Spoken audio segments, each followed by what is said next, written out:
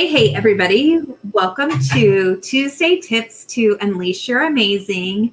Today, my special guest is my friend and copy expert, Nicole Edwards. I have had the pleasure of coaching and working with Nicole and love her. She is an amazing woman, and I'm excited to share her with you today. Welcome, Nicole. Amazing woman. That's a really nice way to describe me. Thank you very much. You are. I guess I'm in the Unleash Your Amazing group, so I have to own up to my amazing. So yeah, thank you very much. And you're quite amazing too. Tammy's one of the most fun people to work with. Seriously, I have so much fun working with you. I've known you for about a year now, I think it's been. Mm-hmm. And it's funny, just how close we got over the course of a year. We just have a good time together. So thank you for having me. You're welcome. Yes, we're a really good combination of yin and yang with my and your zen. Right. Well, today Nicole's going to share some tips with us on how to write some more conversion copyright. And so let's start there. What exactly is conversion copywriting? Okay. Conversion copywriting was one of those things that I was doing for a really long time and didn't even realize I was doing it.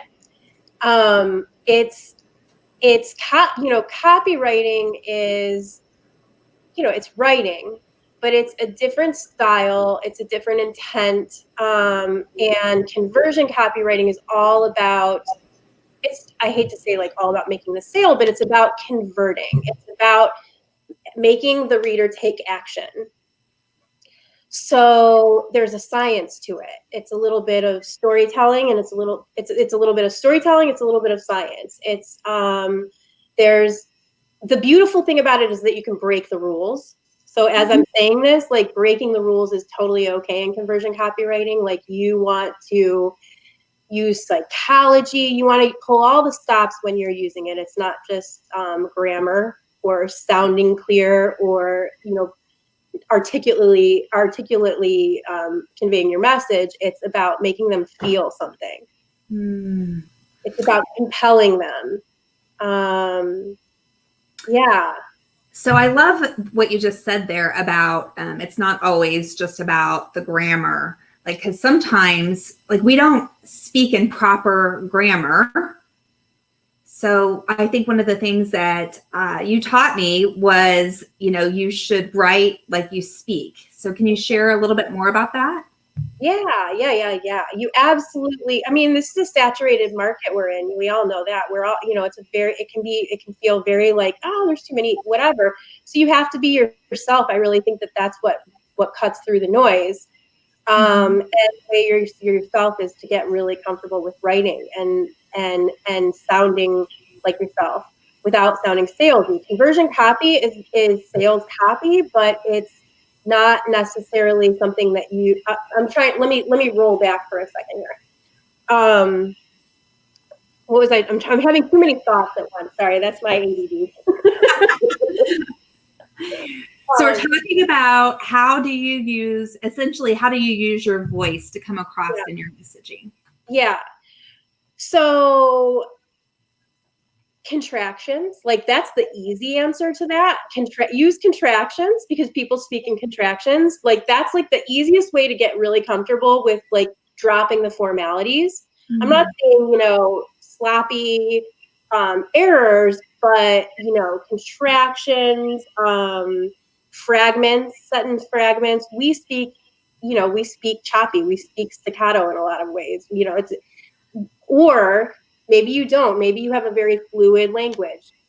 Really connect to that, and the best way to do that is to write as much as possible about what you do and why you love it, and who you serve. When I say write like you talk, I think it's also think about who you're talking to. We have different relationships with people.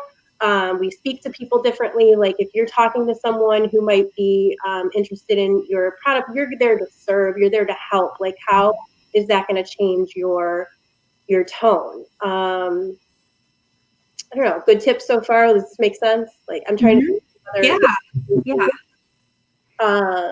But yeah, using sentence fragments, using contractions on a technical level, that's the kind of thing that'll help you, like, even if it's like a Facebook ad, if you're running a Facebook ads typically tend to be short. It's what would you put in a post? What would you put in a social media post? Not a sales letter, but like a post. And if you are writing a sales letter, I still think conversion copy is, conversion copy is the way to go, but it doesn't have to sound like a sales letter. Again, remember, we're all in service to each other. Like that's why we're doing what we're doing. And so yeah, I think that makes a difference. So understand your audience really well in order to be able to write like yourself. You have to know yourself in order to know how you communicate with others, and journal and practice. Well, that brings me back to like knowing yourself is I think the number one key to like life success is becoming aware of who you are. And even I like what you said about journaling. And I think that one of the things that's been really helping me is, because my mind does move really fast, is recording what my thoughts are, and then I use like Otter to transcribe it, not describe it because I'm describing it, to transcribe it, and then I take that and go ahead and either lengthen it or shorten it, just depending on on what the message should be. What other suggestions do you have for like finding tools and finding your audience, like who you should be writing to and how to know that? Well, first of all, I'm a Facebook ads person. I love Facebook ads for generating leads. I also love it for testing your message. I think you can do some really interesting work finding an audience with Facebook ads if you have like a very low budget and it's very, you're in control with, watching it very closely. I think you can actually find people that way. Because it's who's responding to your message. You have to have an idea before you go in, but I think that's one way. I've been doing a little bit of message testing myself in that capacity. I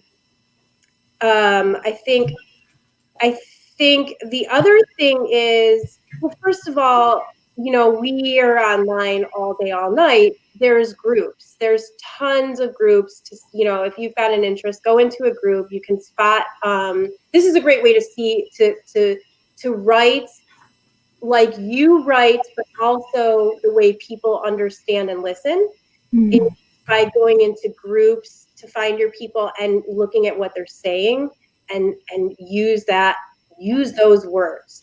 Those are the words that people are using to describe their pain, their joy, their desires, all these different things. Those are the words that you want to use. So that's not necessarily answering your question, but it's kind of like once you get there, that's definitely one of the things that you want to do. But you can look using something like Facebook ads to test. You can look, in groups online. Probably reading comments of some of the people that you admire, or maybe you're in kind of your niche as well, like going through and like watching their messaging and seeing what their community is engaging with is maybe another way to find, what people are needing.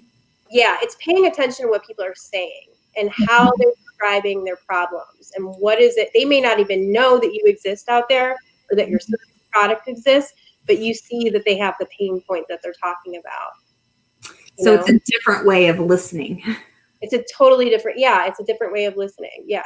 Yeah, I like that because, listening to people when they're talking to you is of utmost importance. But when you're on this digital online world, that can be a little harder because you're not having as many conversations, maybe. And so I love that tip. So you mentioned that you use some psychology within the writing and the messaging. Can you tell me a little bit more about that? Yeah, psychology is huge with conversion copywriting. I mean, psychology is huge with writing in general, but with conversion copywriting, because you're actually trying to get them to take action, you have to use a little psychology. There's Mhm. there's lots of different things that you can pull in. Storytelling, as I mentioned before, there's like the subtle art of storytelling and the science there, but the storytelling is, story pulls us in. We all are suckers for story, no matter, I don't care who you are, we love a good story. And so basically, I think it's kind of like you could be writing a sales letter and still talk about the epiphany that you had at Costco and make it interesting.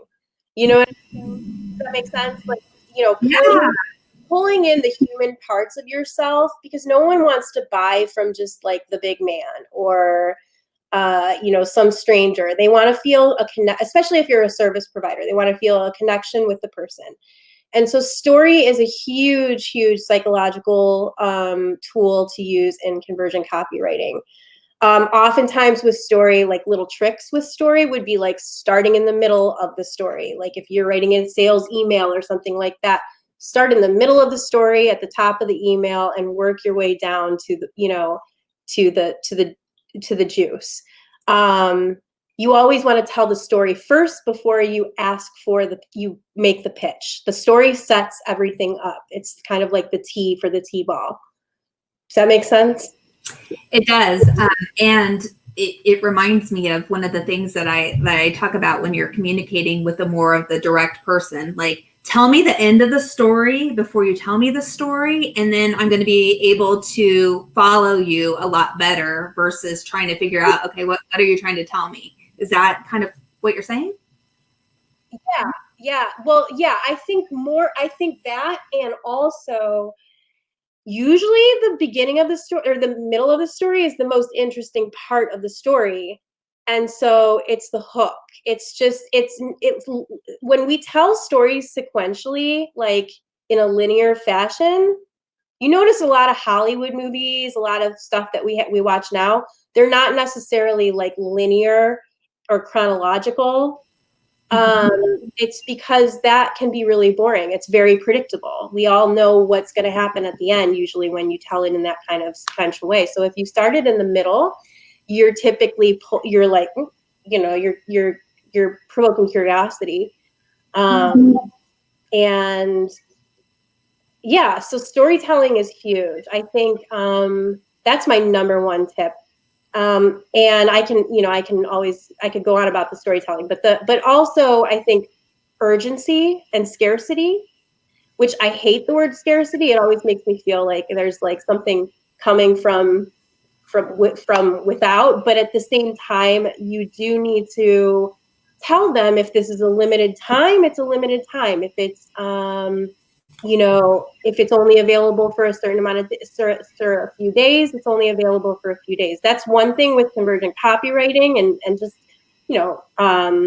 entrepreneurial integrity is you say what you mean what you say when you put it on paper, and because people hold you to it. So scarcity is urgency is a better word. Urgency is a better word. Ways to use urgency with your copy. Conversion copywriting also incorporates a lot of tools into it. So like a timer is something that you would use for scarcity on your sales page. That's part of the story. It's part of the story. Frequency and consistency. Consistency is super important with storytelling and conversion copywriting. Being in front of your audience. That makes sense? Yeah. Mm-hmm.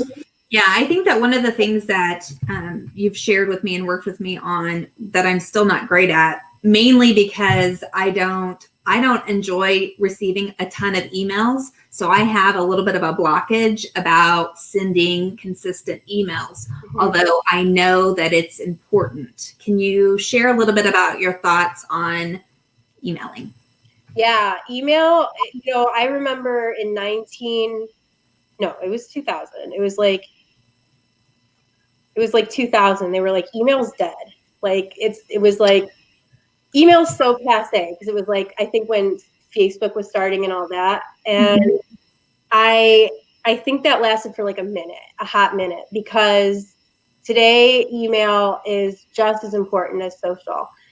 I call it the intimacy of the inbox, because once someone actively invites you in or converts, like say you have a landing page and you have an opt-in freebie that you're offering and they convert over, they're in your inbox and they've invited you in. It's, now it's up to them to shoo you away if they want to, but you're in.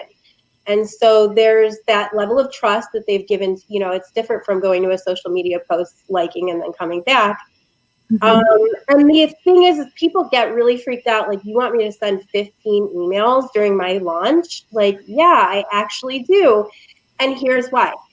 Because people, yes, there are people who get really irritated by too many emails. There's those people. But for the most part, most people are either going to see it and go away, just being your name showing up in their inbox is good. It's consistency. It's showing up.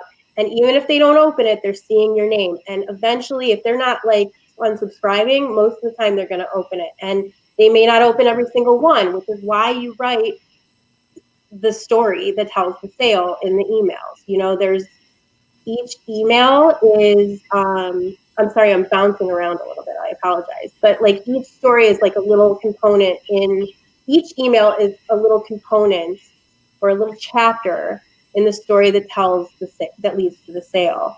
And so email is really, really important, because you have opportunities to say things in email that you might not say on social, or especially like if you're advertising on Facebook. There's so many rules with Facebook. Email is it's your chance to really be you and feel like you're connecting, because it's the conversations between you and the person in the inbox. And that's a very important thing with conversion copy too, is personalization. You do not want to be writing like, hey y'all, or like, even using the words we, us, those can work in certain situations, but you want to use the word you. Not in Facebook ads, because we know that's tricky, but you want to use the word you. You want to, it's a conversation. It's not like fiction or picking up a book. It's a conversation. I think that's a very important part of conversion copy too, is, you sound like you do, you want to sound like yourself, because it's an exchange. Like that's a great tip, because like one of the things that I learned several years ago when I'm, writing notes or writing to people is that it's not about me. So you should always make it about that other person, and using more of the you, and bringing in the qualities of them to really connect, not because but because you really want to connect with them. You want to, like, your service and what you're offering is of value, or you shouldn't be doing it, right? Yeah, if you have to convince someone, then it's not fun and it's not right. Like there's something wrong about that. So yeah, no, I love what you said. It's not about you, it's about them. And that's the bottom line. When you speak, I think one of the simplest tricks that I have or things that I say all the time is, features tell, benefits sell.